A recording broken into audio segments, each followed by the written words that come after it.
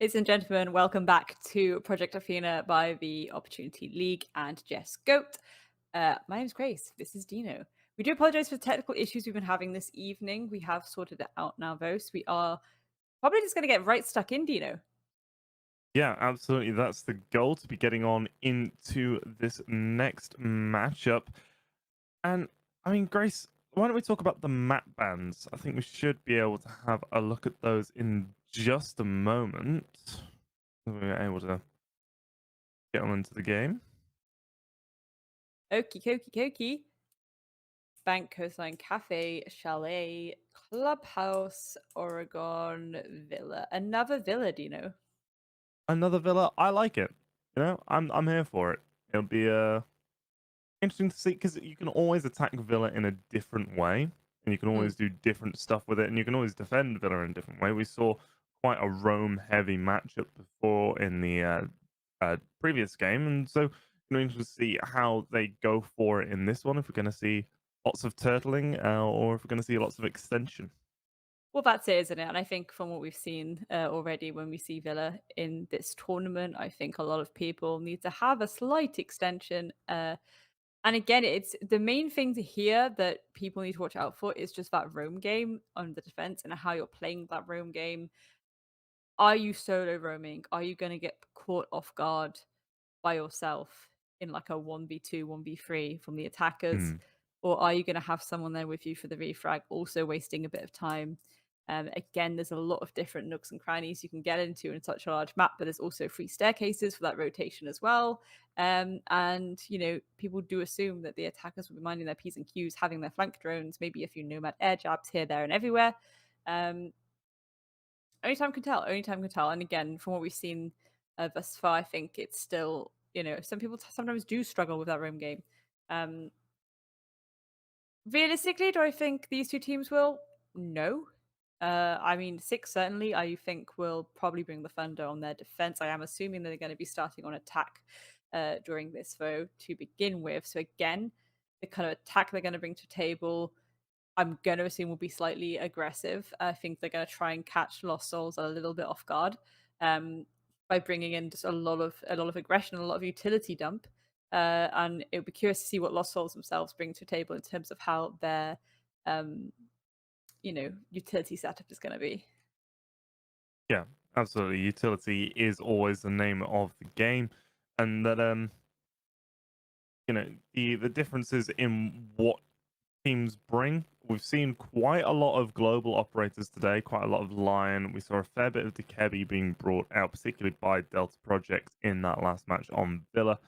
Do you think we're going to get that same sort of global operator impact? Obviously, Jackal was a big talking point for us at the start of the first Villa game. It's been Mm. banned out, I believe, in the other two matches this evening. So definitely an operator that these teams are aware of and definitely have at the forefront of their minds. Yeah, certainly. I think anything of any global ability, and I think again when it comes to those larger map things like that, of course they're gonna go for something like a Jackal ban because you want to be hiding in every nook and cranny, like I say. And I think the easiest way to deal with someone that's got a very sneaky roam game is to just try and track their footprints and get that live ping going. Um, Again, we saw Delta bring the Dokkaebi as well, and I do think maybe some more global utility like that would be really pleasant and nice to see. Yeah, I think. Oh, I thought for a second we were going to be getting on into the game. Not going to be the case. Having a little bit of difficulties with the lobbies, so thank you for bearing with us. A lot of technical difficulties going on, but none of them within our own control. Very unfortunate set of circumstances. But what is going to be in the control of the players, Grace, is sort of being able to watch that roam flank. We've seen it a Yeah. lot. We saw it even back on Clubhouse. You know, lots of roaming going on. Nomad being a very impactful operator, as is Gridlock, but I know you don't like Gridlock, so we won't talk about that. Hmm. But how impactful do you think Nomad is going to be in this next game if she makes it through the ban phase? Pretty impactful again, like it certainly depends on how that room's going to come through because I think when we look at these two rosters, I think six realistically we will see them as I say, go for a strong roam game or at least, Mm, an attempt at a strong roam game. But with Lost Souls, I'm really unsure how they're going to approach this because I think previously they have been a little tentative in parts to go for any kind of not overextension, but just any kind of play off site, and not they don't seem as confident with that. So again, it would be curious to see how they are gonna go into this as they are starting on their defense. So um, again, ideally, you don't want to be just letting them come to you on yeah. any defensive map, but certainly on this one. We want to see a bit of the old razzle dazzle. We want to see maybe like Drake and people like that just kind of hiding in every nook and cranny where they can. But again, I'm not sure if they are going to go for something like that. I hope they do because I don't think Six will. I think if Six realize that they're not playing a roam game and they're not having this kind of offsite play, they're going to really punish them for it. That's when they're going to start bringing just a mountain of utility and just going for the direct approach. Um, could get a little bit spicy. We'll see what happens. Yeah, absolutely. And I mean, part of the game here is that for Six Nation, I mean, we spoke about this last week. Mm, AJ's decided to step down from the team. They have mm. found a substitute. Last week was their first time playing with a substitute. And well, not substitute, new member of the team now. And it wasn't the best showing. There was definitely, they played well throughout, but there was definitely sort of some of that cohesion missing, especially when it started getting down to the final few moments in those rounds. It wasn't all there, and it wasn't all as fluent as we would hope for. So, do you think that it's only been a week since then? Do you think the Six Nation are going to be able to have worked through some of that? I reckon so, because again, if you think before the match last time, you would assume that they would have scrimmed up till that point, and then that's like another week's worth of scrims. Where again, when you're at that mid season, you've had a change like that. You are scrimming. Well, I assume you're scrimming borderline like every day to make up for that kind of time. Um, I mean, already we're actually seeing that Six Nation have banned out the Nomad themselves despite starting on attack themselves. So that really should indicate to us how they plan to do their defense. Lost Souls going for a more standard Thatcher ban, and Six also taking out the Jaeger as well. So again, it's what I was saying about this massive aggression with massive utility dump. So and again, just a standard mirror ban. I think that Six's bans feel a little bit more tactical here based on how they want to approach both their attack and their defense. I think it indicates a lot there. And whereas I think Lost Souls have been a bit more safe and by the book with it. And again, I really, really, really want to see how the setups go for Lost Souls. They are starting trophy and statue. So again, here it's kind of like, okay, well, do we have that extension into bedroom, bathroom? Do we, go with the idea that perhaps we have someone playing around kind of vault aviator area at the start, maybe pull back to site a little bit? Do we even have people downstairs just in case as well? There's so many things you can do with this map because it is so large.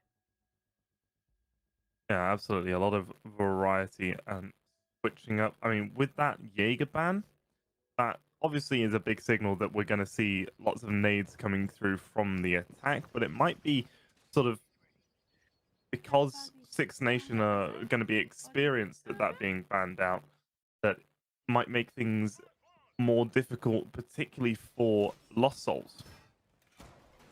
Mm. I feel like it's gonna be one of those weird ones where Lost Souls, in order to kind of bring this really strong defense now, they yes, okay, play it a bit by the book, have this kind of utility that's very standard. They got the bandit for the breach and they got the, Arunis to prevent any kind of push, but it's really gonna come down to those creative and different plays, I'll say, and thinking a little bit outside the box. What will Six be expecting here? What are they not going to be expecting here? Yeah, absolutely. As we're seeing what is looking like a study take starting to come on through, study and main stairs, lots of droning happening. They're going to be clearing on over. Sometimes this is better than going for just a direct bedroom push. I do still personally prefer a direct bedroom push and just going or that outright take of the objective itself. Getting that pressure applied onto the site nice and early is always a good start. But what also is a good start is Drake getting taken down. The Aruni losing her life nice and early on. Absolutely. And again, I love this upside down angle that we're seeing come through from Claude Bray. And again, it's going to really hold a nice aggressive angle. But the thing is, with holding angles like this, you can't hold it for too long. You really need to monitor the time that you are spending there, because again, time is of the essence, especially when you're on attack. So time is the sixth defender, as you often say, you know. Absolutely, but what's also a great defender is that C4 is going to fly on out and take down Straw. That's the IQ gone. She couldn't see that one coming. Because now we still have this bandit situated on the red stairs. I do believe that my vision is now gone. I can't see what's happening. As has mine. We do apologize, ladies and gentlemen. I'm sure that there's some lovely gameplay happening right now. We just cannot see it.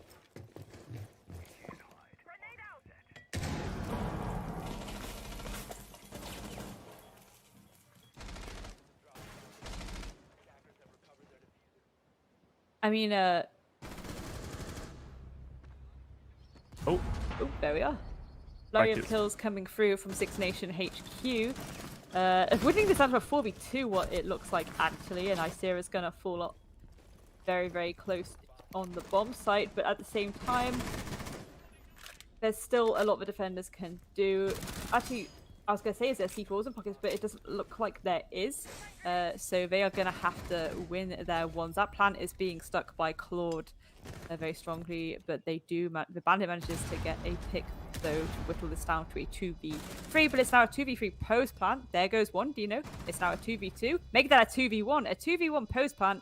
However, the bandits on the tiniest bit of health, so tickle them and they'll fall over. And there we go. The Mozzie is gonna fall, and Lisa just has to wait for this push from the very, very injured bandit. Yeah, but with the diffuser planted in the way that it is, Bandit can stick this tucked in the corner. And Lisa's got a long way to run around to try and get to it. The Bandit gets off the disable, gets the quad kill, and is going to go back for it and win the round out. A nice clutch coming through from the Bandit there as a 4 versus 2. In actuality, a 4 versus 3 as one of those players on the attack was downed. Quickly dismantled by the defenders. Yes, indeed. I think we're going for a rehost, ladies and gentlemen, because there is a little bit of a technical issue there. So welcome back to our lovely faces.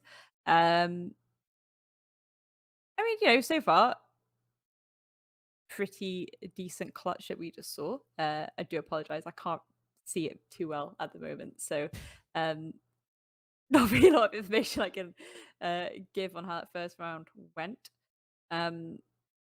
But again, it's I'm assuming it was a direct Fast and Furious push from 6 for that first round. Yeah, I mean, they were able to get on in and go for that plant. They went through, I would presume, if we go off what we saw from them a lot last week and where that plant had gone down, so they took control of that main landing. They went and planted by that statue, as we could see. So they're going for the same sort of strats that they did last week. They're just not able to put it together at the end of the round, as they just got picked off one by one in isolated situations, which when you have such a huge advantage in terms of sort of people left standing, you can't let yourself get drawn into those 1v1s. You really just need to get the hell on out of there and hold these safe angles, wait for them to walk into your line of fire, and then that's just free for you. Wasn't the case, and you know, you're gonna get caught out, you're gonna get burned whenever you try and do it. Yeah, I think that yeah, maybe at that point there's a little bit of overconfidence. People think, okay, I could just push here and make like the nutty play, but it's like realistically, if you've gone in as a strong stack and that's worked for you, just carry on that way. Yeah. Again, we saw in the last map with Delta Project, you know, they we saw that there was a little adaptation in the last round from Gypsy Queens. In the last round that they nearly won, they really did nearly win it. If it wasn't for that 1v4 clutch. Yeah. Wow. They duo pushed against that shield setup that was very difficult to deal with because again Mm, they had the right idea of setting the floor resin first and then the mute jammer kind of blocked it, but it was that duo push and it took down Panda even though she had a shotgun. Again, similar thing here is what we should see. We should see people going for those pushes together. If you're in a like 2v1, that player can only shoot one of you, and if you're pushing at the same time and you're both ready to get that kill at the same time, even if one of you dies, that's still an immediate trade, and that's still clearing a person from that really pivotal position. So it's kind of like, yeah, more of that, please, more of that. And I think realistically, we probably, hopefully, we'll see that from Six on their attack. And again, with Lost Souls, I think there's a lot that Lost Souls want to prove right now. So I think they are going to be absolutely trying to play out their minds. So yeah, I think that they're really going to be minding every single thing they do. They're really going to be thinking about every single detail because yeah, they don't want another L at all. yeah. I mean, the big thing that we've been saying for sort of both of these teams the whole way through is being able to play more together as a unit. And Villa, it's the ultimate map where you need to be able to do that. Mm. So, you know, it's what we want to see from them, and they're really pushing themselves into a map where you have to get it done and you have to do it right. Otherwise, you're just going to be in for a very rough day of it all. So, I appreciate them going back to it. I just want to see a noticeable increase from where we saw them last week Mm. because there was a lot to be asked for by both of these teams in quite a few of those rounds last week in terms of just being able to play as a cohesive unit, going for those trades, going for those fights together, and having that information when you do get into those engagements as to where the players around you are, both on your own team and on the enemy team, so you don't get traded out or wind up going for a foolish peak, and then when one of you peaks, you both peak and you both die, and that kind of thing. So, yeah, hopefully we'll get to see some of that coming through today. Yeah, for sure. Um, I will say again, like going back to the bans as well, because of how much more focused and tactical Six's bans seemed. We saw the Nomad come through, obviously to allow more freedom from the roam, but also the fact that the Jaeger was banned. I was just expecting such a utility dump. Hmm. Um, so it is just like I do think it's going to get a little bit fast, furious, and aggressive as these attacking rounds progress for Six. But at the same time, I think Lost Souls they do have the advantage of it being a large map and a defender-sided map, and it's just how they're gonna react to things like that and how they're gonna adapt to things like that. Again, we're only one round in, so there's still a lot that can happen, certainly, and there's still a lot that can be said. We'll see what happens. We'll see what happens. I mean, again, like it's kind of it's a weird one because it's like this is kind of like the lower end of the table. Hmm. And so it's kind of the idea that like I think it sounds really bad, but I think the pressure can sometimes be on a little bit more at the lower end because you're kind of like, no, I want to pull myself to that mid table as much as possible. We need to start getting these dubs on the table. Again, there's only a few weeks left before playoffs, so it's kind of like, can we get to the mid before then? Can we just start winning these these matches and pull ourselves up to the mid table and prove like, okay, fair enough, like potentially we won't be able to make it to the top 4 right now, but um if we could at least get to that mid table, that's like a nice place to end up. Yeah, I mean, if Six Nation wins here, they will then be tied with Gypsy Queens in the standings, which will then sort of even tighten up the teams at the top. Sort of 1 through 6 will be separated by 1 win, 1 loss, really, and that then makes things very interesting. If Lost Souls wins, then it then puts Six Nation in a more dangerous situation, and they're going to have to try and find a way to pull themselves back all the way up to the top of the scoreboard. As you were saying, we are now back on into the game. We're going to see Lost Souls go over to Aviator Games, to follow up with. Yeah, which most people they start at the top and then they tend to go to the kitchen site as that third site. it's best to try your luck top floor at the start of it all.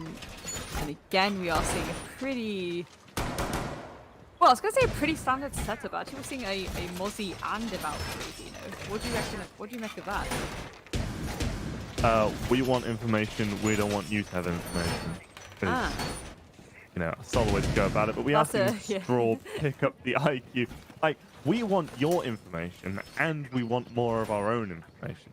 So, I mean, if you've got the tools there to use, go for it. It's a very good combination to have. We do see Straw bringing out that IQ, which is going to be able to counter most of the utility. In fact, all of the utility is being brought by Lost Souls, in particular those Valkyrie cameras. Yeah, absolutely. But again, you speak of intel, but at the same time, you have got the Ayana and the Zero on the attackers lineup themselves too. So again, that's a sneaky bit of cam utility, and just a continuous drone there on Icera as well. And again, even things like a Rooney gate clearing, you can just send in the Zero like those to do the job for you without you having to burn out any kind of a grenade utility or anything like that. So. Pretty even. Well, I guess I'm not pretty even kind of in terms of operator abilities, but you can kind of start to make sense of what's going on both sides. Yeah, here we are seeing the IQ to great effect, already getting rid of some of those bandit wires to make the breaching easy, and we are going to see the lead-off kill of the round, and it's going to be Bandit herself going down nice and early on, so that should make breaching these walls a little bit easier. Absolutely, yeah. And that's a C4 off the table as well. So if there's any fear that might come back and bite them a little bit in the late rounds, it's not going to happen. So again, these are as well getting really aggressive down the 90 area. They're already getting all this control. Pretty uncontested as well, to be honest, you know. So again, really good going there by 6 to kind of take advantage of the situation in front of them. What I will say is it might get a little bit risky biscuits for Mini Meat, because they have to start. There we go. They're going to shoot out the Ion drone, but that's going to let them know exactly where they are.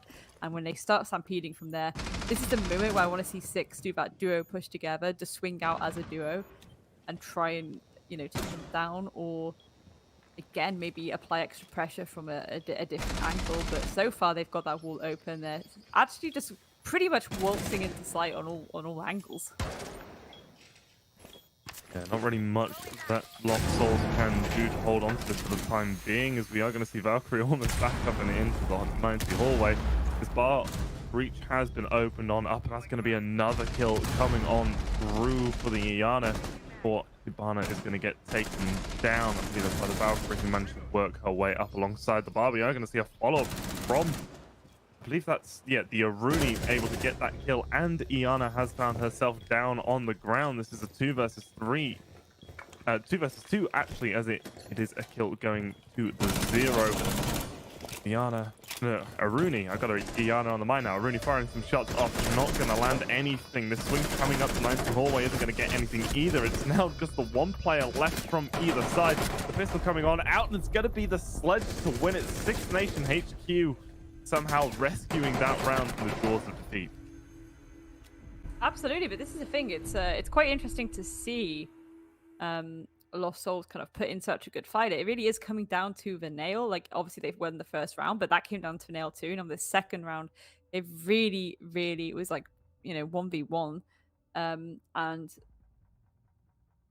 that feels a little bit intense, to be honest. Again, Lost Souls, I think they're doing the best they can this situation. There is a lot more they can be doing. Again, maybe just a bit more roam presence would be good, because even if they had someone underneath them, we could have seen some C4s come through, things like that. You had the Valkyrie and the Mozzie. There should have been enough information there to just send up a C4 from below. Like, it's confusing to take that much intel and not have any kind of tactical roam or vert play like that for me. Yeah, because as far as I can recall from that round, 6IXNATION never really took control over that landing and top red position, so that would have been free for any one of the C4s on the side of Lost Souls. Potentially go for a rotate down. Obviously, there's no nomad, so there'll be no air jab there to stop you. Most you have to worry about is a drone, and if, you know, when you're down in those final dying moments, no one can really necessarily rotate off. You can just send a Valkyrie down with a C4, Exactly. wait for the plant, boom, that's it, Yeah. round over. Yeah, exactly. And yeah, I think that hopefully we'll see like an adaptation from Lost Souls where they do start doing that. But um, again, it's kind of this idea that, well, actually this time they're going for a less direct approach. They are actually going to clear a lot of ground here, but it's again a little bit of a atypical push from 6, considering the fact that yes, they do need to get that map control, but again, when you're attacking the site, there should be some kind of top floor thing. Maybe they're just not expecting the top floor defense because of how that last round went. Potentially. I mean, we do see some teams decide to just go for a lateral take straight onto the objective itself, and on occasion it can work, but it's very, very risky, and you need to have that top floor defense come from the defenders being incredibly lackluster. It doesn't look like Lost Souls are just going to allow them to take all of this space for free, as we already starting to see some pressure coming down from the players upstairs. We do see Bandit flanking down the red stairs, not looking the right spot, and that's going to be IQ, the better GSG9 operator. No, yeah, GSG9, that is the right counter-terrorist organization. Able to get that kill there, and that's going to be a good start. I do like Claude being on this 0. Yeah, I think it's certainly beneficial for them. Again, it's the intel, the extra kind of support utility as well. I do think that this is where maybe a little bit of aggression needs to come through from Six. There seems to be a little bit of a standstill here where they're kind of like, okay, we have this control now, and we can assume that perhaps they are just on site. I'm wondering, I can't actually quite tell if there's a room, from Lost Souls right now.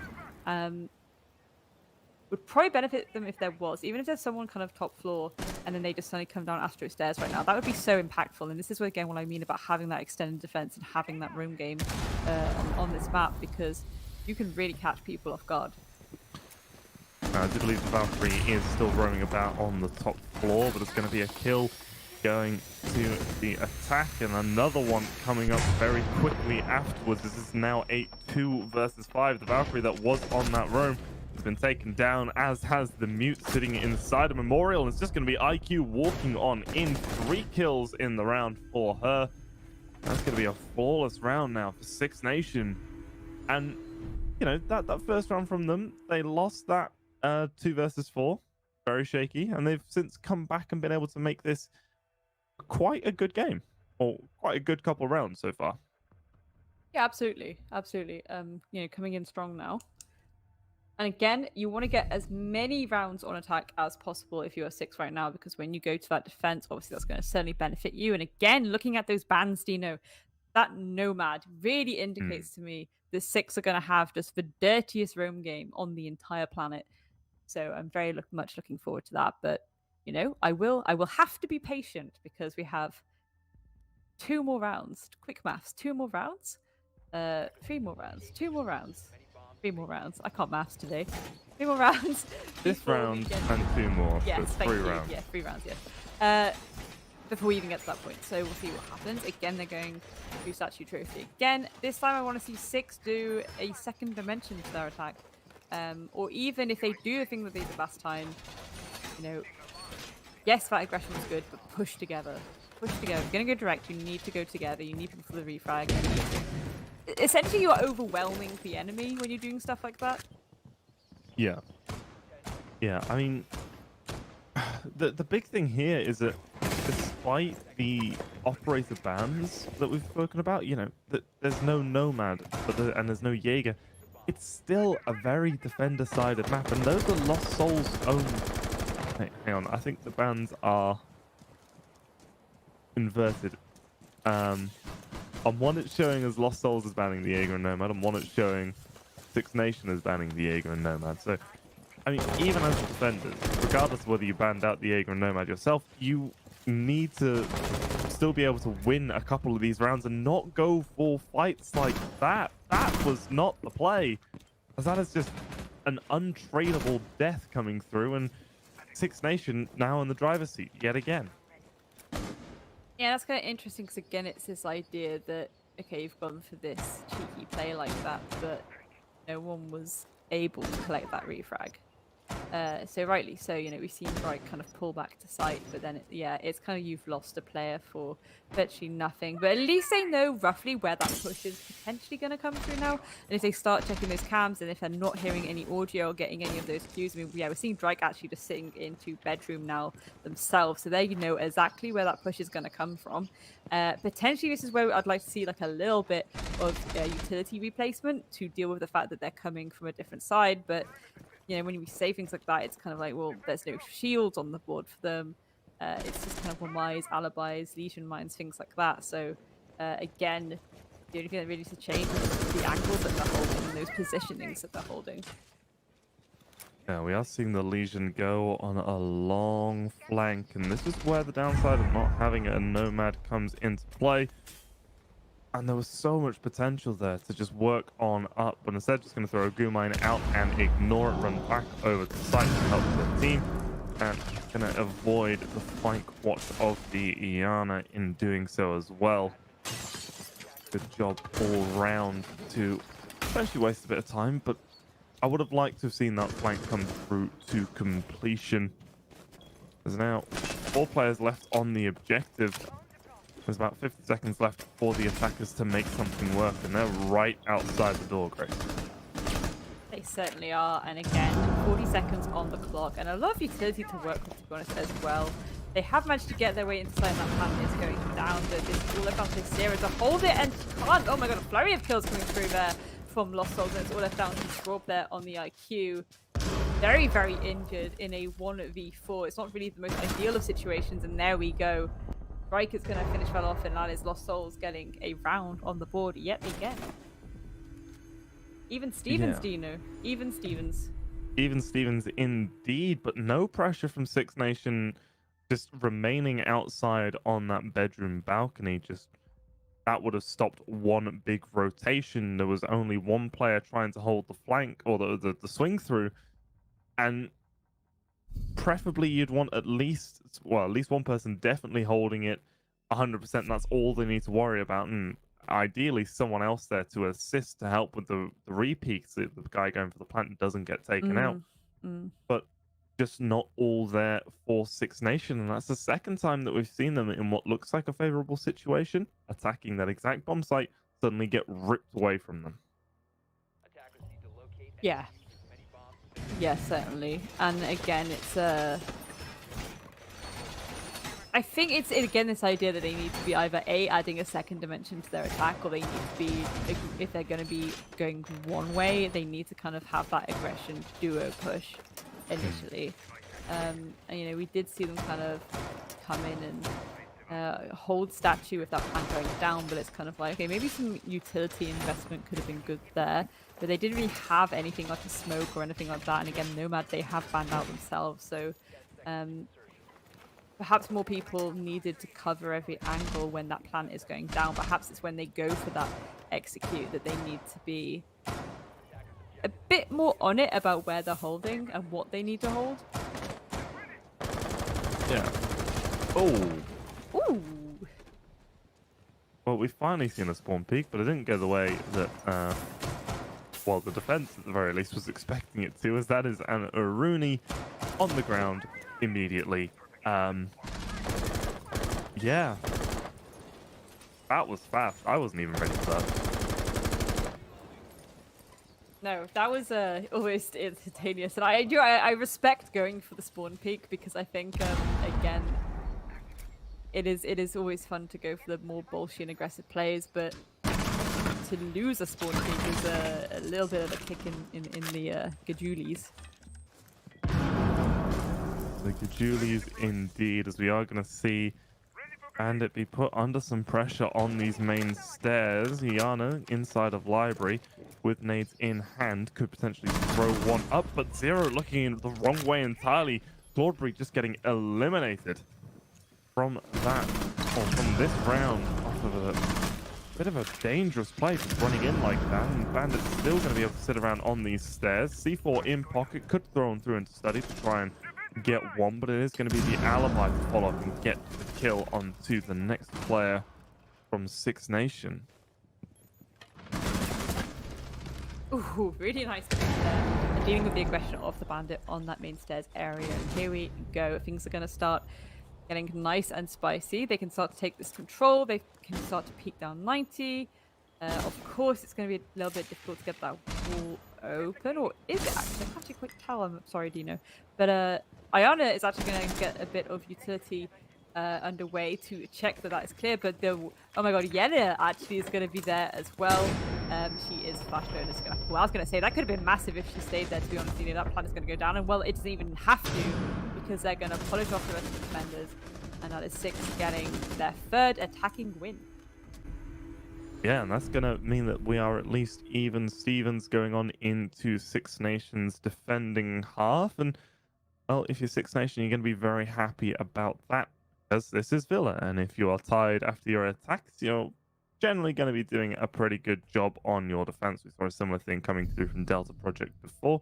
3-3 at the end of Delta Project's attack, and then they just get the next 4 rounds in a row when it comes to their defense. So Lost Souls, a very important round here. They need to bring this one back just to really put the pressure on Six Nation in that next half. If they lose here, Six Nations got 4 rounds sitting on their backs when they're moving into their defense.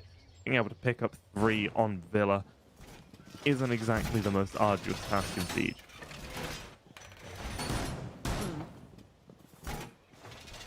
No, certainly. And again, it's you know, well, to be honest, the thing is as well, Dino, is this is defender-sided. I am expecting Lost Souls to try and end this 3-3, but then it's going to get Risky Biscuits because they will be on the attack then. And I am, once again, assuming that 6 can have a really aggressive run game. Not so much in the sense of spawn peaks like Lost Souls have been doing, but certainly in the sense of, okay, they've definitely banned Nomad for a reason, and we're probably going to see a lot of flanks, so Lost Souls really need to be on the flank watch when it gets to that as well. Yeah. I mean, that spawn peak in the last round, we sort of touched on it briefly, but I don't think we really went over just probably how impactful it was in the longer scheme of things. In that, you know, they could let Claudebury die to a rather, you know, unfortunate run-in, not being aware of the player on the stairs, because they already had that man advantage. All that did was bring it down into a 4 versus 4, and at that point, you know, as the attackers, you're going to be feeling quite good about that, as it's still going to allow you to gain lots of control and take over a lot more space than you would otherwise be able to. Yeah, absolutely. What I will say again is I just kind of, I really feel like there needs to be a second layer to where this attack is coming from 6, and they're going for a bit more of a direct approach. I'm not sure if they've drained out the bottom, so goodness gracious knows if they are aware of the Valkyrie and the Kaid. Again, 2 operators that presumably do have C4s right now. And they're going for that statue take as well. Perhaps it would be a little bit safer for them to actually just go trophy this time. Well, the objective is actually downstairs. So oh, they've it's been kitchen, able to... sorry. Yeah, no, it's all right. I was confused for a second, but we are going to see the open kill of the round go to the defense, as that's going to be the IQ get taken down. An immediate trade coming back on out. A Sledge is going to eliminate the Mozzie of Lost Souls. Now, in a 4 versus 4 situation, that IQ being out of the picture is going to make things rather difficult for Six Nation, as those Valkyrie cameras are going to be able to stay up, and it's going to be much more difficult for the players on Six Nation to be able to find them. Yes, indeed. But presumably we're going to see Lisa start to open his floor. Yep, there we go. She's going to start going for that vert play, and this is going to start really applying pressure to the defenders on site, presumably. You know, this is where we do want to see the C4s come through from that defense. Again, ready and waiting for these players at this point when their floors start opening. You can roughly kind of guess a little bit better where they're coming from. We're going to start seeing Midnight apply pressure to the laundry area as well. So it looks like they're setting up for the collapse, but 40 seconds on the clock. They really, really need to get it underway, Dino, to be honest. Yeah, C4 from the Kai didn't find anything. And the swing around for the Bandit's going to get 1. That's going to throw things in favor of the defense as 3-3 split. More and more likely, as now a rush laundry push is going to have to be the play for Six Nation. Kaid can just hold this angle and wait for them to peek on around. C4 from the Bandit's going to go on out and pick up 1 more kill, and now it is a 4 versus 2, a 4 versus 1, as Bandit just goes crazy, and a final C4 from the Valkyrie is there to secure it off for the defense. Claude falling through the sky gets eliminated, and that's going to be Lost Souls able to tie it up at 3-3 as 6Nation now going to be on the defense. Absolutely, but 3-3 on your attack if you're 6Nation right now, that is not bad going at all. And I really, well, I'm already like, because they're going to go to Aviator Games first. They're bringing the Clash to the table. We know exactly where that Clash is going to be played. They're bringing the Arunis as well, the Wamai, the Smoke, the Mute. Yeah, very, very, of course, they 6-pick on someone. Why 6-pick on someone? Get right. Come on. Get right. Literally, what is... It was just for you. It was, isn't it? It's like, okay, fair enough. Like, Clash on 90 when you're playing Aviator is like, beans on toast. It's what you need in your life. It's all we need in our life, and I'm so upset by that. But, we'll see what happens. Again, maybe it's just for that extra intel. And taking away those drones as well. We've already decided and kind of assumed that there's going to be a heavy drone presence. So of course, it does make a little bit more sense to try and take some of that drone utility off the board. Let's see what happens. In case you couldn't tell, this was an English stream, ladies and gentlemen. What do you mean? Beans on toast is all you need in life. Or for Find life. me one person that does not like. Okay, if you're not from England and you either don't like or have never had beans on toast, I will straight up make you a beans on toast. If you see me in real life ever and you ask me to make you a beans on toast, I will do it, and you will like it and you will enjoy it. That went from being like quite a threat to just, oh yeah, if you've never had it but you want to have it, you can ask me and then I'll do it. That's just someone asking you to make them food, Grace. That's not a threat at that point. I wasn't intending the threat. I was trying to prove the glory that it's beans on toast. Speaking of glorious, I love the fact that, we've got this really long line of sight coming all the way from Aviator all the way to Steady Balcony there. The door is nice and open. I think there was a little bit of a Rooney action, but I can't quite tell. My eyes are a little bit squinty right now. So we'll see what happens. That Flores drone coming in as well to clear more of those gates as well. Actually, no, they're going to use it just to get rid of anyone that's hiding behind that wall, or at least cause them a little bit of nuisance. Midnight there.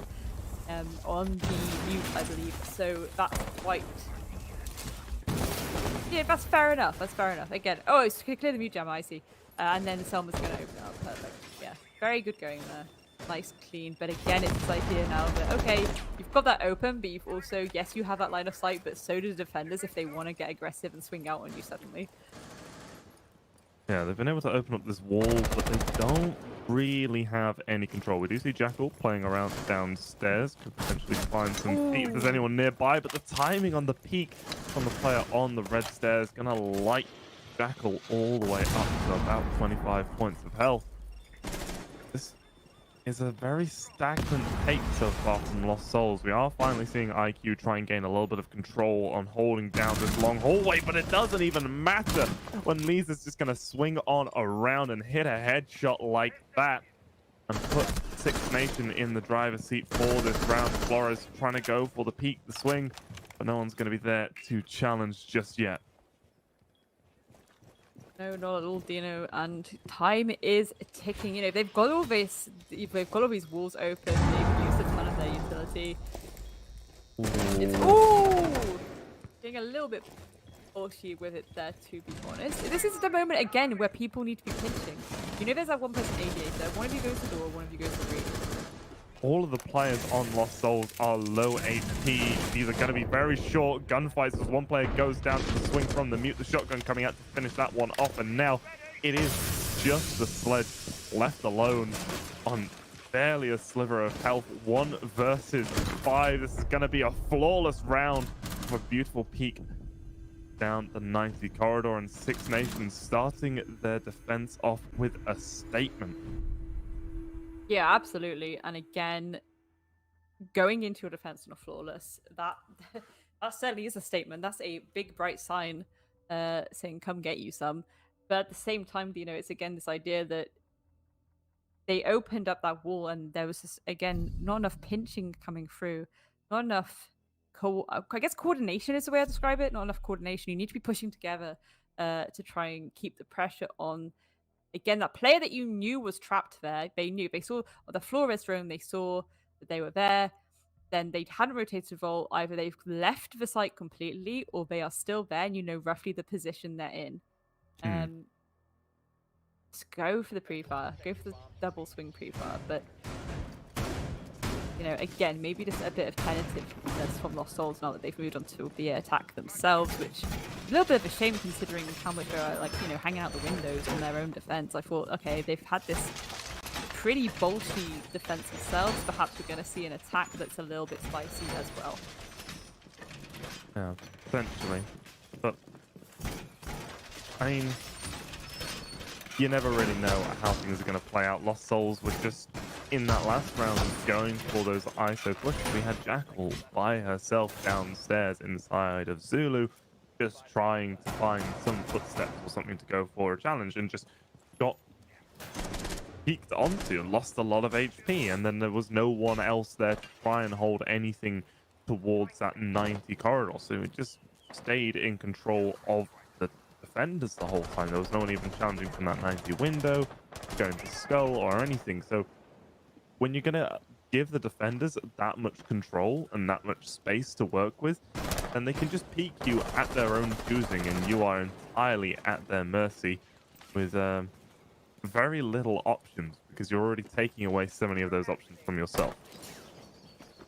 Yeah, 100%, absolutely. I mean, so far, like the kind of setup that Lost Souls are doing, where you've got a few kind of below, you've got a few trying to make their way to that top floor, clear that top floor first. I think that's a very sensible option indeed.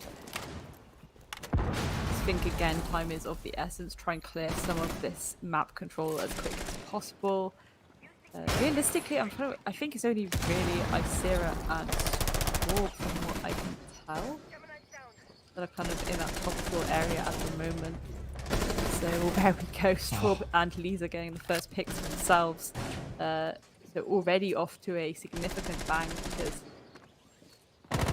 they just weren't punished for the fact that they were, you know, keeping that control themselves. And, you know, again, maybe we need to see these pinches come through to deal with that from the attack. Yeah, absolutely. The defense just playing the top floor like it was a top floor bomb site, when in actuality they're defending kitchen. Is going to give them the ability to put up a really strong showing as the attack is trying to challenge directly onto it, as if they were going for that same typical master bedroom take on a statue trophy bomb site. There's just nothing in place realistically for these attackers to work their way downstairs, and that's going to be another flawless round going the way of 6IXNATION. Absolutely. And, you know, again, it's so far very, very strong for 6IXNATION, which we did expect to an extent. Did I expect 2 flawlesses in a row? I'm going to be honest, no. But the fact that Lost Souls, again, it's this idea they had such an aggressive defense. They had such a let's just try this, and they had that really nice 3-3 split going into this. And it's kind of like they've lost that spark that they had at that point, if that makes sense. Like they've just put the brakes on a little bit. And when you are going into this on attack and you have bans like that in front of you and you've played like that on your defense, I would be so paranoid. I'd be like, they're going to just absolutely try and throw themselves at us at every opportunity. What do we need to do on our attack right now? Okay, we're going to have to stack up relatively close together so we can be there for the refrag. We're going to have to go for these pinches. We're going to have to go for these swings. I'm not seeing any of that so far from Lost Souls, and it's such a shame, because it's like, again, you know, 2 players upstairs holding all that control. Love the way that Lost Souls went towards it. They had that kind of underneath push, and they also were trying to get the top floor control as well and go for that vert play. But they just did not deal with the reality that could easily be predicted, that yes, there will be roamers upstairs, there will be people upstairs waiting for you, and you need to take them out before you can take any of that control. That is your first objective. It's not even like, okay, take the control. You can't take the control without taking those roamers out first. Yeah, I mean, you just have to deal with that roam game to be effective anywhere else on the map. And as we look at this scoreboard, 6IXNATION a bit top-heavy. Isira, Lisa, and Straub with 9, 9, and 7 respectively, and the other 2 players on the team only getting 1 kill. That's Claudbury and Midnight. But I mean, you don't need everyone on the team to be absolutely popping off and getting 15 frags a game, because, I mean, the players who are winning the fights are the first line of players. It's not having to get to players like Claudbury, who is typically in those more supporting roles and isn't having to, you know, go for as many challenges in a round. Yeah, definitely. And I mean, again, it's this really nice setup that they are trying to go for. They're going to try and get that control. Again, the Nook and the IQ is quite an interesting one because, well, the Nook I do understand going on that push by themselves. Again, very quiet, very sneaky. You're able to kind of clear a lot of ground, but you do need someone running ahead of you. The IQ, I feel like, would have maybe been better actually more towards the site to, again, just scan and see what utility you're working with, what you're dealing with, see where these valve cans are, see where these mine magnets are. That's a big intel. I'm going to say, yeah, pretty much that's a big intel challenge. Oh, there we are, actually. Yeah, Raz has actually moved over there. And, you know, that IQ scanner is hopefully going to give them a lot of intel as to what they're actually dealing with, especially in that closet area, which 9 out of 10 people do have some kind of horrible setup around that. Thankfully, for the Souls, 6 don't really have a setup in closet right now, but at least that information can be fed. And, you know, that push can start coming through from that side, you know. We are seeing 2 players from Lost Souls starting to work their way up red stairs at Strike and Yenna. Lisa being a bit cautious, seems to potentially be aware, but no idea at all. Just goes running on out. Yenna's going to be the beneficiary of that and get that kill, as that is going to be the leader of frag going the way of Lost Souls. We still have Straw playing around by here on this. Aruni is going to get the kill onto Yenna. Is going to drop down the hatch. Strike not in a position to challenge onto that, and in fact worked her way inside of Aviator and couldn't do anything about it. So Straub's going to be able to go on a big flank around and assist the team later on, as the rest of the players on Lost Souls are inside of this bathroom master bedroom area, trying to work their way through. This Aruni gate is slowing them down, as they're probably trying not to deactivate it if they can catch someone off guard. Player now pushed up onto those Astro stairs. As soon as Lost Souls want to push on through, they're going to be able to pounce onto this moment. Well, this is it as well, though, because the timer is going down, and again, this is where I'd want to know what kind of intel, what kind of utility setup we're dealing with in Astro. Certainly, if we're about to push, you know, okay, fair enough, we use a, well, there, I was going to say, fair enough, Strike's going to open pick there, but Claude and Midnight are also going to get picks themselves. Snatty is going to push that back against the defenders, but it is a, well, I'd say more 1v2 right now, because Raz is actually down there at the back of Trophy. So it's all left down to Snatty. So try and go for the res, or get this diffuser and go for the plant themselves. But there's 10 seconds on the clock, you know, and there we go as well. Midnight is just sat firmly on the sinks like that. Very, very unfortunate, but that is another round on the board for 6, who are probably really feeling themselves right now. I mean, you have to be at this point. You are 6 rounds to 3 up. You're 1 round away from being able to take this successfully.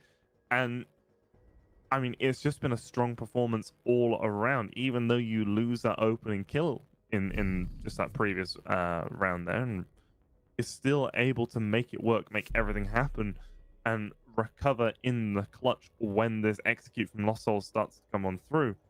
Lost Souls, on the other hand, you're going to be feeling a bit demoralized because you're getting a lot of this control that you want, but then you're not really being able to do anything with it. You're not able to contextualize it into something. You have that master bedroom control. You're not getting the breach open. You're not forcing players out of position. You're relying on a Nook walking in from behind to get those kills. Yeah, absolutely. And, you know, one thing really benefiting 6 going into this round in particular is they've already gone through 1 rotation now on those defensive sites. So they literally could have pretty much gone anywhere. They are choosing to go back to Aviator, which is, you know, a lot easier to defend than perhaps Kitchen or something like that. But at the same time, they kind of know roughly how Lost Souls chose to attack this time, and how, I wouldn't say stagnant, but like how tentative Lost Souls were to push even when they got those walls open. And I'm really wondering if we see a replay of that again, where the 6 of End just going to start really being excessively aggressive themselves. If they're like, okay, yeah, we know you're not going to push us or pinch us, so yes, you've got the wall open, but I'm just going to swing out and take one of you out, pick you off one by one in a very aggressive and what would normally be considered a kind of like risky way, but again, give them an inch and they'll take a mile, as I keep saying. Yeah, I just have to agree with you. You know, Six Nation in particular, if you give them any sort of space to work with, they're like Delta Project. They will just take that space, especially in this matchup. They're just going to take it and try and use it against you as Drake is working her way up these red stairs. The Melusi Banshee is going to hold her in her tracks, but with no Valkyrie cameras on the side of Six Nation, this position may be unknown, and if Straub and her co-roamer need to find their way back onto the site, this could be a free double kill going the way of the app, as again, Lost Souls gaining a lot of map control. They've got lots of players in lots of different spaces, but they're not really doing anything to transform that into momentum in this round. Yeah, absolutely. And again, it's a very unusual approach to take because half the round's gone and you're all just going for this underneath play. Shnati does get one, however, onto Isseria, and Straub is going to pick down Leap in retaliation, so it's even out to 4v4, but Raz actually getting a really nice pick there onto Lisa, sneaking around on red stairs. 4 versus 3 situation now with a minute 15 still to go. Main stairs control is in the hand of Clawberry. He's going to be able to get that kill onto Shnati, bring us now into a 3-on-3. Midnight's playing up close and personal, shotgun in hand behind that vault door. Good for one normally, but this is such a dangerous position to play. It's not really one that's going to be cleared, but we did see Midnight in a similar position to this last time. It didn't go her way, as Straub is just going to swing on around and get a double kill there, a triple for the round, as it's now gone from being a 3 versus 3 to a 1 versus 3. Yenna over by the main stairs, trying to see they can make this happen, but with 35 seconds left to go and her position well known to the defenders, they're just going to set up and trap her. Ooh. The first kill going to go the way of Yenna, a nice 180 to take down Clawberry. There is still a player inside. A study is going to be Midnight trying to go for the rotation and gets caught out. It's now a 1 versus 1 Grace. 20 seconds left to go.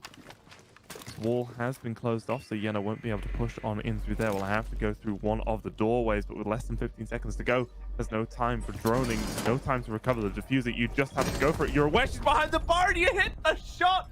Yenna with the 1 versus 3 clutch to win that one out for Lost Souls. Absolutely incredible. That's like the second, that's the second nicest clutch we've seen tonight. And both of these clutches have been on Villa as well. That's really, really good going. Like, that is a nice, clean... I wouldn't say it looked so easy, it just looks so calm as well.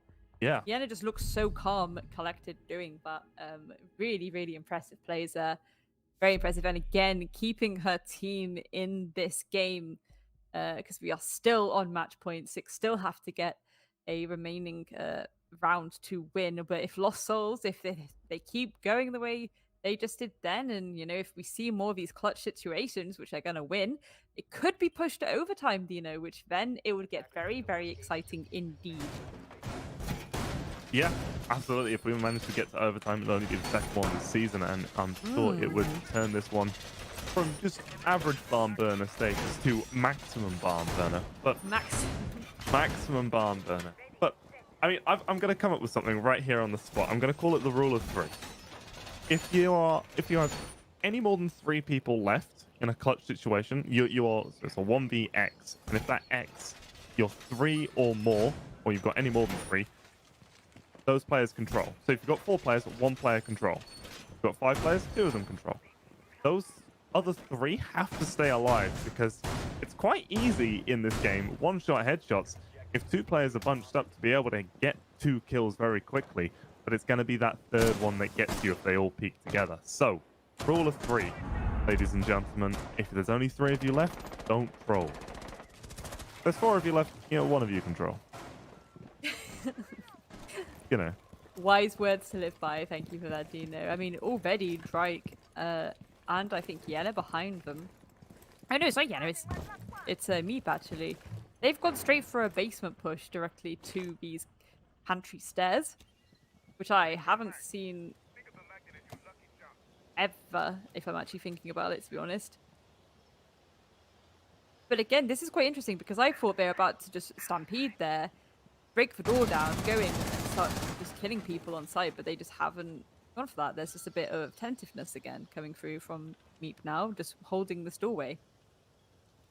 I mean, after the previous clutch from Yenna, guys on Lost Souls are going to be, you know, you want to win. You've got that confidence from Yenna, sort of empowering you to go forwards, but, you know, you've also really quite worried, very sensibly so, that you are one round away from being out, and going for a risky rush like that isn't really going to be the first play that's coming to mind. A couple of shots coming through from Raz is going to be Lisa to open up the frags in this round.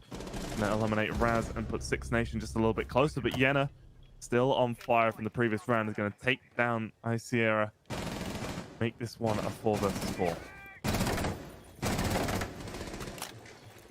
Absolutely, and again, this is where it's interesting because the aggression I want isn't quite coming through. Yenna, however, beautiful nade kill there onto Midnight. And okay, fair enough. You now know relatively that is clear. Meep is going to prevent the flank from Lisa there. I guess that's why she was waiting there the whole time. And now she's firmly made her way into kitchen. Lost Souls, a flurry of kills coming through there. You know what? It was unusual. It wasn't anything like I've seen before, but it worked and I respect it. Yeah, I mean, at one point, Yenna had 5 consecutive kills for her team across the 2 rounds, but I mean, where was this Lost Souls during the first 3 rounds of this half? They've just completely flipped the switch and have been able to just pull it out. I mean, that 1v3 clutch from Yenna is going to be massive in terms of motivation, but I thought for 6IXNATION, they'd just go, oh, okay, we trolled that round, we'll be fine, we'll just get them on the next one. And then they've just been stampeded again. And it's where 6IXNATION needs to pull this out here. If they don't pull it out here, then this is going to look real bad on the VOD review for them. Oh yeah, 100%. But again, you don't really expect people to be going for what was virtually like a 4 or 5 dimensional site collapse like that from the immediate get-go. So that was again quite an interesting one, to be honest. And I think that it'd be curious to see how 6 retaliates the fact that they were just hit with something so unique and outside of the box. Will they go a bit more standard and back to basics and a bit more close to sight, or will they still have a heavy... I reckon realistically they're still going to have this heavy roam game, if I'm honest. See them reinforcing statue there. And again, I'm curious to see what kind of utility might be placed there as well, or whether it will just be the reinforcements. But again, I'm expecting Lost Souls to go for a similar push that they have always done, but I don't even know what to predict with them anymore because they're just really throwing all kinds of interesting and unusual techniques in here. Freestyling on the beat. Sometimes you do just need to do that, you know, you just need to freestyle on the beat. It's working for them, to be fair, it's working for them. It's interesting to see. It's really interesting to see. And again, we're seeing like not quite a roam, but a nice solid extension that, you know, hopefully there'll be a lot of communication between Lisa and Straub here, where they can kind of work together and prevent any kind of shenanigans from Lost Souls. Shenanigans must be prevented at all costs if you're on 6IXNATION, as we are going to see Meep working her way up these red stairs. Yenna's going to lose a lot of HP to a fight through the floorboards. But Meep is going to be in that cut-off position as these 2 roamers want to try and make it back to site. It'll be up to the Twitch here to deny them the ability to do so. But for the time being, Straub is going to hold her ground and Lisa's going to hold her Astro stairs to make sure that nothing gets out of hand.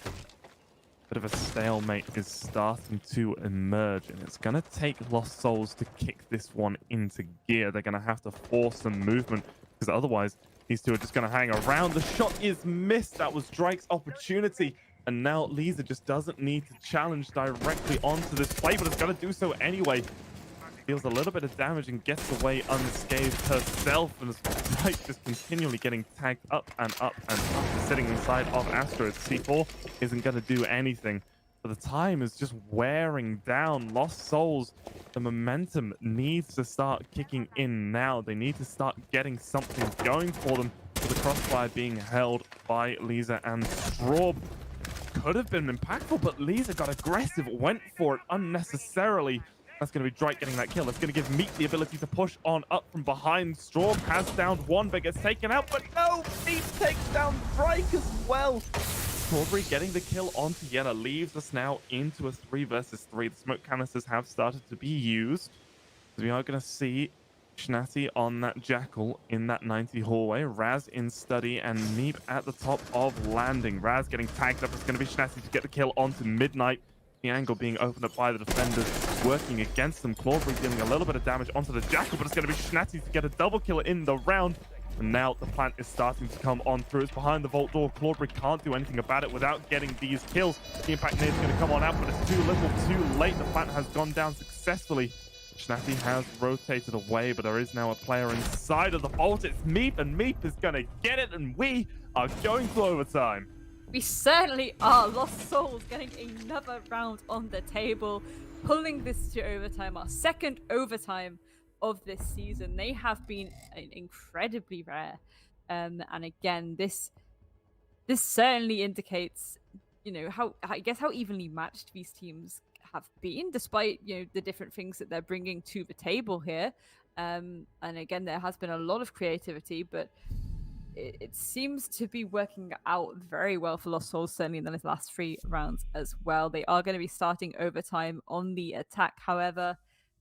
So again, in a standard game, you would assume that would give 6 the benefit, but Lost Souls have just suddenly had this new life put into them on these attacks. So this could go any way, Tino. This really could go any way. Yeah, but Lost Souls, they're going to stay on the attack. They're going to keep that momentum going. And 6Nation, they're not getting that break or respite from their defense. They just have to keep plowing on through and hope that this round is the round where they're able to put it all back together again and make something work for them. Midnight's going to bring out that Frost. Those fog mats being placed around. Not really seen... We've seen a bit of Frost tonight, but we've not really seen Frost to much effect tonight. No, to be fair, we haven't, which is you know, I like a good Frost. Like a good fog mat. A very satisfying sound. Very, very satisfying indeed. But again, I think when you start to see things like the Frost come out, especially at this point, kind of indicates to me like, okay, we really need to start catching them off guard. If they decide that this is going to start climbing through these windows and being a bit more aggressive and they're not drilling it out properly, we can catch them off guard, we can get that free down. And it's one less player to essentially deal with.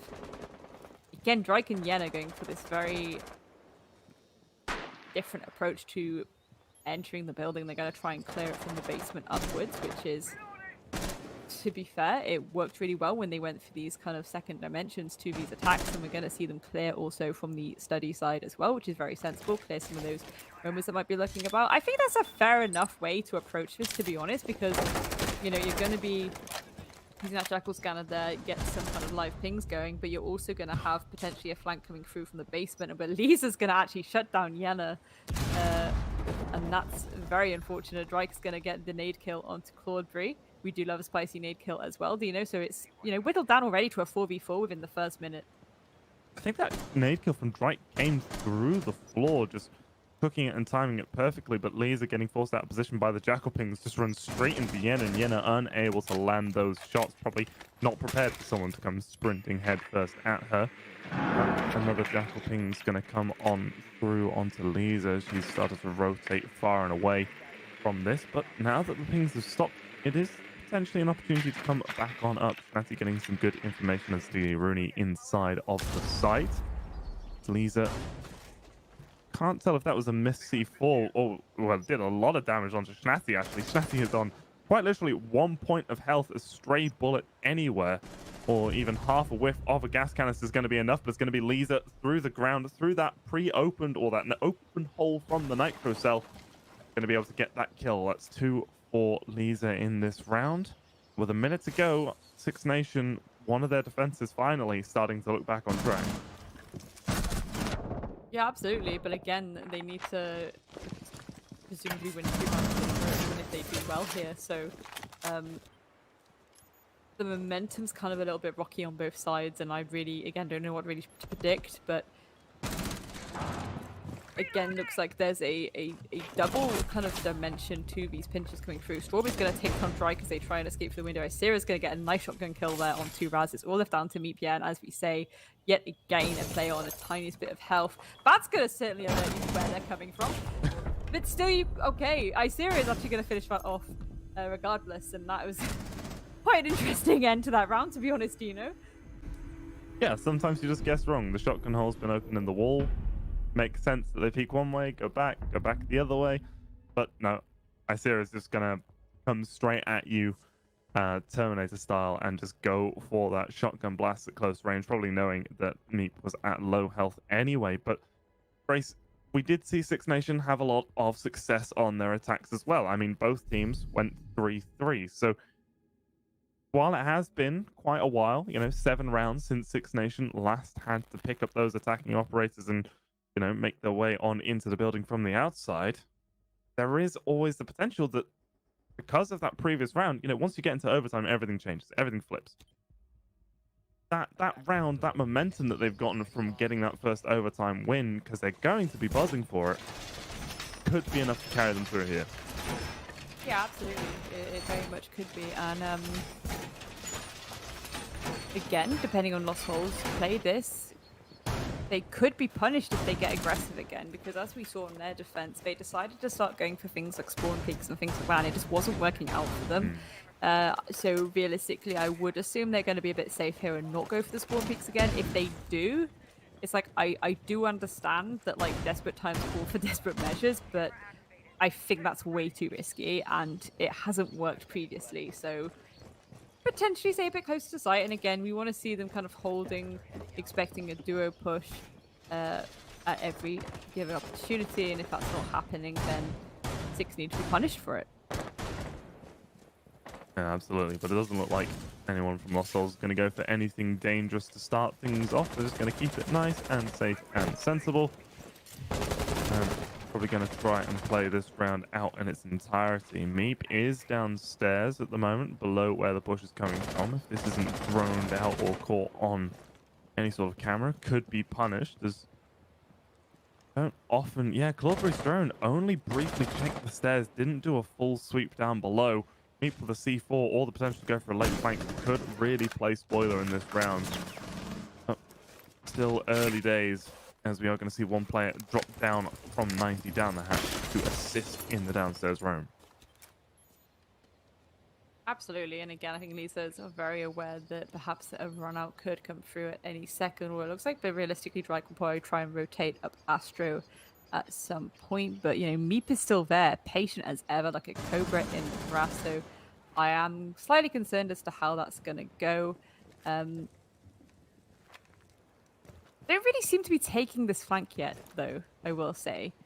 Again, not sure if it's because they're going to try and go for a C4 or whether they're just really biding their time for this flank and hoping to cause a upset in that late round. If we get to 7-7, that's going to be a little bit too intense for me. And there we go. There's that C4, and it is not really going to land on anything. So Meep, instead of trying to go for the flank, is going to start making their way towards Astro themselves. And again, it's that mental game. Okay, there might be someone behind us now, so Six need to be minding their back. They need to be... Ironically, Six need to be watching their 6. I wasn't going to be the first one to make that joke. I'm just quite proud. But I managed to wait long enough for you to do it, as we are going to see the drones start to come on through. Yenna without any optics on her SMG-11. Don't know whether that was intentional or accidental, but it's certainly going to make things more difficult, especially with ranged gunfights. As we are seeing Six Nation doing exactly what they've done many a time before, and that's all stack up outside the same door and try to push on in together. Sometimes it's worked, most of the time today it hasn't, as There's going to be a kill going to Lisa. The cam is going to get shot out almost immediately by Shnati, as we do see Drake down below those red stairs, and he's going to go in deep. Not going to find anything. In fact, he's going to find a lot of damage onto Raz. I spoke incorrectly. Sierra has gone down. Sierra has gone down as Drake gets a triple on the flank. Oh my Zero God. swinging round is able to get that kill and bring us back into a 2 versus 2. Lisa is on low health, as is Raz, but it's going to be Raz to get the kill onto Lisa. It's now a 2 versus 1. It's just Midnight left alone to try and win this one out, but there's no time. What a flank from the Mute Grace. Honestly, that 3K was gorgeous, and so, like, that was the kind of thing that we want to see 100%. It is so good to just flip a round completely on its head like that off one play. Yes, you got shut down eventually, but you got 3 of them off the board for your one loss. So really good going there by Lost Souls, and even more good going because they have indeed pulled this to 7-7 overtime match point, Dino. Like, Jeez. I don't even know where to begin with this, because you know, going into this, it was like, okay, Lost Souls, they really want to get that dub on the board. They really want to win 6 again. People expect a lot from this roster, and this has been incredibly tight on both sides. You know, even rounds where people have, you know, won, there's been so many times where it's come so down to the nail. There's been some of the most unusual and creative approaches to things I've seen in a very long time that have actually worked. And again, just plays like that. And I think this evening in general, we've been really spoiled with the amount of, oh my God, plays that we've seen. You know, we've seen 2 incredible clutches this evening on this map, including one from this game as well. But that 3K was certainly one for the old clip book. So really good going. And I don't know where this is going to go, Dino. I genuinely don't. I kind of like, I can barely look. Like, I just want to look with my like hands, but I can't because that's the game. I mean, 6Nation, the big thing here for me is the mental state. A flank like that, you've got to have drones on it. You've got to have knowledge about it coming. You've got a 0, you've got 10 drones available. Someone somewhere has to have a cam looking at it. And it's even if you're all alive, you have to have someone on a dedicated role for every few seconds get onto the cam. Have 2 of them. Have them like every 15 seconds, or every 30 seconds one of them gets on, and offset it by 15. So you're just checking your flanks, because a play like that, it was cooking from the start of the round. Drake dropped down 90 within the first minute and then was able to pull that off at the end because the droning just wasn't there for 6Nation. And it looks like it might be here for Lost Souls, as we are going to see Yenna start to work her way up these main stairs. It's going to be called out that there's no one playing on the shield. The frag nade's still going to come on out just to clear it. However, and that's going to alert these players in 6 to start getting aggressive, and that's exactly what they're going to do. SMG11 to the face. Isera taking down Yella there on the Nook, and Drake is also going to get down by that main doorway themselves. Wasn't quite sure who that was by. I think it was a vertical angle from the smoke. You can open up a shotgun hole just above where Drake went down and deal a lot of damage through there. It's one that's quite often overlooked.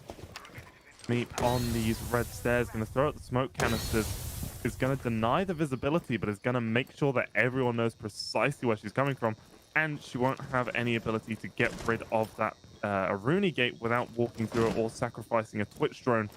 The first smoke that she threw as well hasn't completely blocked off that statue door. There is the potential of a peek to come on through as another smoke is going to bloom deep inside of the site.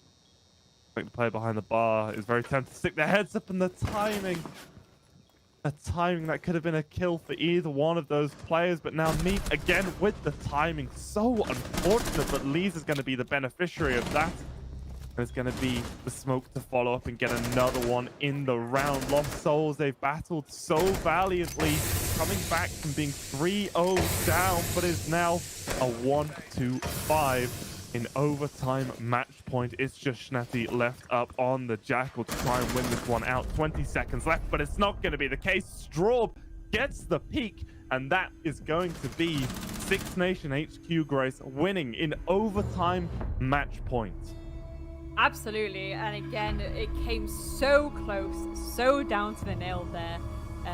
Really, really well played from both sides, to be honest, there, because that was a very entertaining map, Oh to be yeah. honest. And again, going into this, yes, I apologize on behalf of the production staff that we were having technical issues, but I certainly think that's made up for it, ladies and gentlemen. That was a certified barn burner. We had such close rounds. We had incredible creativity come through. We had some really nice plays, some really incredible clutches. Um, I think if I was Lost Souls, like I wouldn't even feel bad about the fact I lost there. I'd be like, fair enough. Do you know what I mean? I think they're Yeah. gonna feel a bit down in the dumps about it, but It stings when you lose like that, but there's a lot to learn from. There's a lot that they've learnt from already, and it was a very good showing from both teams. absolutely. And again, that could have gone either way. That really could have gone either way at the end there.